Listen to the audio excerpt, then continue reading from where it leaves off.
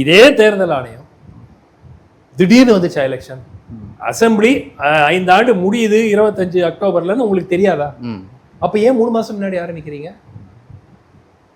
இது என்னவோ ஏதோ இது தேர்தலில் வெற்றி கிடைக்கக்கூடிய வாய்ப்பு கம்மியாக இருக்குமோ என்ற பயத்தில் தேர்தல் ஆணையம் தூண்டிவிடப்பட்டு ஒரு செயல் அப்படிங்கிற மாதிரி தான் பப்ளிக் பர்செப்ஷன் இருக்குது. பட் நான் அதான் கேட்குறேன், அதனால தான் நான் முதல் கேள்வியாக அது எப்படி இருக்கு களம்னு கேட்குறேன். வெற்றி வாய்ப்பு களம் வந்து ஆர்ஜேடிக்கு ஓரளவுக்கு ஆதரவாக இருக்கிறது. ஆர்ஜேடிக்கு ஆதரவாக, ஆர்ஜேடிக்கு இந்த பிஜேபிக்கு பாப்புலாரிட்டி ஓரளவுக்கு இருக்கிறது. ஆனால் நிதிஷ்குமாருடைய கட்சி பலவீனமான நிலையில் இருக்கிறது, ஆன்டி இன்கம்பன்சி இருக்கிறது, பிளஸ் பிஜேபியை அவங்களை கவுக்கணும்னு பார்க்குறாங்க.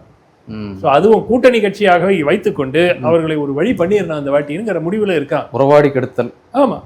ஸோ அதனால் அவர்களுடைய வெற்றி வாய்ப்பு என்ன இருக்கும் அப்படிங்கிறது ஒரு கான்ஃபிடன்ஸ் இல்லாத ஒரு நிலைமையில இருக்கிறாங்க. சரி, அதனால 65 லட்சம் பேருங்கிறது 8.25% டோட்டல் ஓட்டரை எப்படிங்க நீக்க முடியும்?